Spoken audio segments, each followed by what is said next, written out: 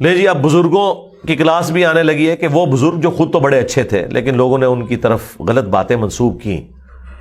تو اللہ تعالیٰ فرما رہا ہے وَيَوْمَ نَحْشُرُهُمْ جَمِيعًا، قیامت کے دن ہم سب کے سب لوگوں کو اکٹھا کریں گے. ثُمَّ نَقُولُ لِلَّذِينَ أَشْرَكُوا مَكَانَكُمْ أَنْتُمْ وَشُرَكَاؤُكُمْ. تو اللہ تعالیٰ فرمائے گا ذرا تھوڑی دیر کے لیے رک جاؤ میدان محشر میں، تم بھی اور جن کو تم اللہ کے سوا پکارا کرتے تھے. اگر تو وہ خود ہستیاں بری تھیں تو ظاہر ہے وہ بھی جہنم میں جائیں گی، اور اگر خود نیک تھیں تو صرف ان کی ذلت میں اضافہ کرنے کے لیے جو لوگ انہیں معبود بنائے ہوئے تھے اللہ تعالیٰ ان کے ذریعے ان کو بے عزت کروائے گا. یعنی عیسیٰ ابن مریم وہ تو وجیہن فی الدنیا والآخرہ ومن المقربین ہے، لیکن جن لوگوں نے ان کے بارے میں ڈیوینٹی کلیم کی تو عیسیٰ ابن مریم کو بھی اللہ تعالیٰ کھڑا کرے گا. ہاں جی بتاؤ میں نے کہا تھا کہ یہ کیا جائے. وہ اعلان برات کر دیں گے اپنے ماننے والوں سے.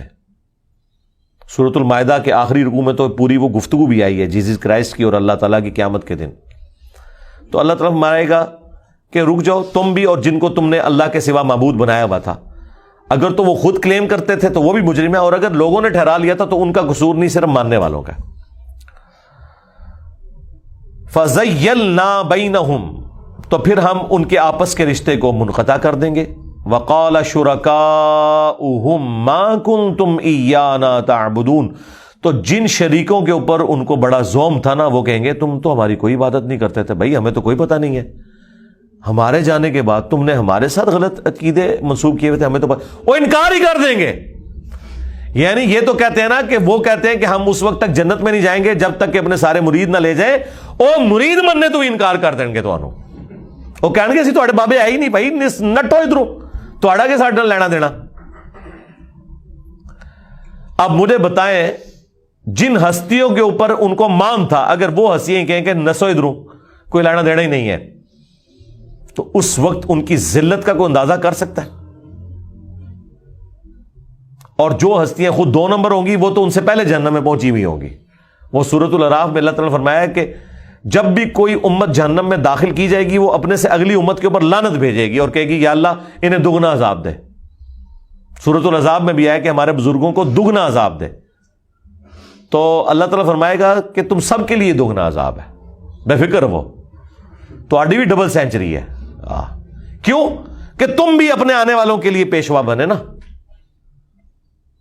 تو تمہیں دگنا عذاب دیا جائے گا.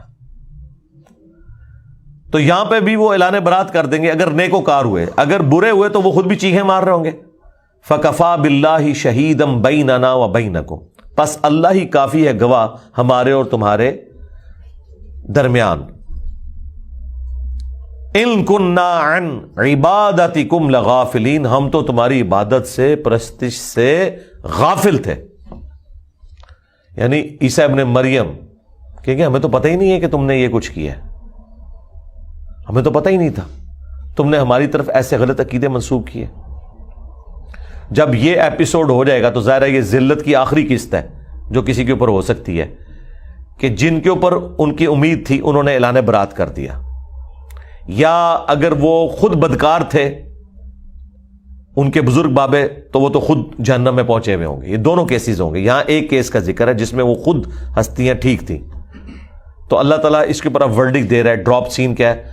ہنالک تبلو کل نفس ما اسلفت، پس وہاں پر آزما لے گا ہر شخص جو اس نے آگے اعمال کے طور پر بھیجا تھا. وَرُدُّوا إِلَى اللَّهِ مَوْلَاهُمُ الْحَقِّ، اور تمہیں پھر الٹیمیٹلی لوٹایا جائے گا اس الحق تمہارے مولا اللہ کی طرف. وَضَلَّ عَنْهُمْ مَا كَانُوا يَفْتَرُونَ، اور وہ تمام ہستیاں تم سے جاتی رہیں گی جو تم نے اللہ کے مقابلے پہ جھوٹ باندھا ہوا تھا، وہ تمام ہستیاں تمہیں چھوڑ دیں گی. یہ سارے کا سارا جھوٹ کا پول تمہارا کھل جائے گا. اکیلا اللہ ہی ہے جس کے سامنے تم نے پیش ہونا ہے. یہ دیکھیں قرآن اپنے عقائد و نظریات کے اندر بالکل واضح ہے. لہذا سب کانٹیننٹ میں جو بعض بزرگوں نے کہا کہ قرآن و حدیث ڈائریکٹ نہیں پڑھنا چاہیے، آپ گمراہ ہو سکتے ہیں، کسی حد تک صحیح کہا. گمراہ ہوں گے آپ ان کے عقیدوں سے، قرآن و سنت کے اعتبار سے آپ ہدایت پہ آ جائیں گے. اسی لیے آپ دیکھیں جو لوگ بھی قرآن ترجمے سے پڑھتے ہیں، کبھی کسی بندے نے دوسرے فرقے کا ترجمہ نہیں پڑھا، کیونکہ فرقہ واریت کی دراڑ اتنی بڑی ہے. جتنے لوگ بھی قرآن پڑھ کے گمراہ ہوئے ہیں نا انورٹڈ کاماز میں، یعنی ہدایت پہ ہیں، وہ اپنے اپنے ہی ترجمے پڑھ کے آئے ہیں. یہ ذہن میں رکھیے گا. یہ کبھی نہیں ہوا کہ کسی بریلوی نے اہل حدیث کا ترجمہ پڑھا ہے اور وہ قرآن سے وہ مطلب نکالا. اس کو تو اہل حدیث کافر نظر آتے ہیں، وہ سٹارٹ اپنے ہی بزرگوں سے کرتے ہیں. ٹھیک ہے. ہمارے ایک آفس کے کولیگ، تو ان کے ایک رشتے میں خالو لگتے تھے، یعنی ان کی خالہ کے شوہر تھے، سگے خالو تھے. انہیں 2 دفعہ ہارٹ اٹیک ہوا. پھر ڈاکٹر نے بتایا، وہ خود بھی پڑھے لکھے تھے، کہ اب اگر آپ کو اٹیک ہوا تو تسی گئے سرکار. وہ کہتے ہیں میں نے پہلی دفعہ نا اللہ کو سیریس لیا کہ میں تو اب نہیں بچنے والا، تو میں کم از کم مرنے سے پہلے قرآن تو ایک دفعہ ترجمے سے پڑھ لوں. اور کہتے ہیں میں کٹر بریلوی تھا، میں نے اعلیٰ حضرت کا ترجمہ لیا. جب قرآن پڑھنا شروع کیا تو سب سے پہلے مجھے نظر آیا کہ میں تو خود جہنمی ہوں قرآن کی روح سے. قرآن والے عقیدے تو بالکل کوئی اور ہے، میرے کچھ اور ہے. چند مہینوں کے اندر نہ صرف انہوں نے اپنے عقائد کی اصلاح کی، بلکہ بخاری مسلم بھی لے کے آئے اور نماز بھی سنت کے مطابق رفع الیدین کے ساتھ شروع کر دی، رکوع میں جاتے وقت اور رکوع سے اٹھتے وقت. وہ کہتے ہیں میں نے کبھی سوچا بھی نہیں تھا کہ میں نے کسی اور فرقے کی طرف جانا ہے، لیکن قرآن و سنت جب ہے ہی ہمارے خلاف تو ہم کیا کریں. اور ترجمہ کس کا پڑھا؟ اعلیٰ حضرت کا. کیونکہ اعلیٰ حضرت نے بھی ایاک نعبد و ایاک نستعین کا ترجمہ یہی کیا، اے اللہ تیری ہی عبادت کریں تو جی سے مدد چاہیں. اس کے بعد اگر وہ عبد القادر جیلانی کو پکارتے رہے، منقبتیں لکھتے رہے اور اپنے آپ کو عبد القادر جیلانی کا کتا کہتے رہے، تو یہ ان کا اپنا ایک عقیدہ تھا. قرآن میں اللہ کے فضل سے صحیح لکھا ہوا تھا انہوں نے. تو یہ ذہن میں رکھیے گا. اسی لیے میں نے کبھی بھی کسی کو نہیں کہا کہ آپ فلاں کا ترجمہ نہ پڑھیں. ہاں مجھ سے کوئی پوچھے تو میں بتا دیتا ہوں کہ یہ بہتر ترجمہ ہے، لیکن میں کہتا ہوں نہیں، آپ اپنے فرقے کا ہی پڑھیں، اس کے بعد اس کو بھی پڑھ لیں، مولانا مودودی کے ترجمے کو، تاکہ کل کو کوئی آپ کو گلا نہ کر سکے کہ مودودی نے خود سے قرآن میں کوئی چیز داخل کر دی. آپ خود پڑھ کے دیکھ لیں کہ اعلیٰ حضرت نے بھی یہی ترجمہ کیا ہوا ہے.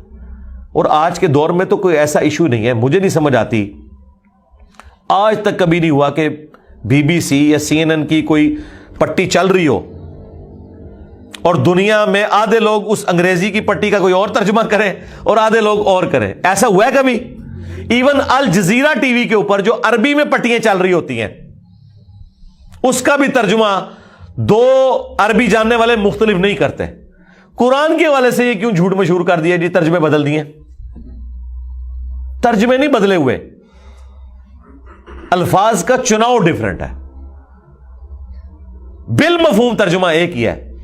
خواہ کوئی ترجمہ کرے بسم اللہ کا اللہ کے نام سے شروع، کوئی کرے شروع کرتا ہوں اللہ کے نام سے، کوئی کہے شروع اللہ کے نام سے، کوئی کہے اللہ کے نام سے شروع کرتا ہوں. یہ 4 میں نے پاسبلٹیز بتائی ہیں، چاروں درست ہیں. شیطان کے نام سے کسی نے شروع نہیں کیا. یار 10 صحابہ ہونا، انہیں بھی آپ کہنا ہے کہ یہ قرآن ہے، انگریزی ان کو سکھائیں، PhD کرا لیں انگریزی میں، اس کے بعد کہیں کہ قرآن کے ایک صفحے کا ترجمہ جو ہے نا انگریزی میں کر دو. تو کیا 10 کے 10 ایک طرح کے الفاظ یوز کریں گے؟ نہیں. ہاں مفہوم ایک طرح کا ہوگا. تو ایک زبان دوسری زبان میں جب ٹرانسفر ہوتی ہے تو الفاظ کے چناؤ میں فرق ہوتا ہے، مفہوم ایک جیسا ہی ہوتا ہے. یہ دھوکہ دینا بند کریں. اس لیے میں نے اس پہ ایک ویڈیو ریکارڈ کرائی تھی، قرآن کی 8 ٹرانسلیشن اور علماء کا دھوکہ. اس میں نے فزیکلی کیمرے میں دکھایا کہ دیکھ لو الفاظ کے چناؤ کا فرق ہے، لیکن بات ایک ہی ہو رہی ہے. دنیا میں بھی ایسے ہی ہوتا ہے. چلیں ان کو تو چھوڑ دیں. ایک فرقے کے جو 10 علماء نے ترجمے کیے وہ آپس میں ایک جیسے کیوں نہیں ہے؟ اگر یہ کہتے ہیں کہ وہابیوں نے اور ترجمہ کر دیا، دیوبندیوں نے اور کر دیا، بریلویوں نے، شیعہ نے اور کر دیا، تو ہونا چاہیے کہ اعلیٰ حضرت اور پیر کرم شاہ صاحب کا ترجمہ تو ایک ہونا چاہیے نا، وہ بھی ایک نہیں ہے. تو 10 دعائیں جو فراڈ کی نہ کیتا ہے وہ پھر میرے لیے گل کریں گے نہیں جی دیکھو مفہوم تو ایک بیان ہوا ہے نا، الفاظ کا چناؤ فرق ہے. تو سرکار دوسروں نے بھی یہی کیا ہوا ہے. 2-4 جگہ پہ آپ کو اختلاف ہو سکتا ہے الفاظ کے چناؤ پہ، وہ بھی آپ کے اپنے سینس میں، اس سے فرق کوئی نہیں پڑتا.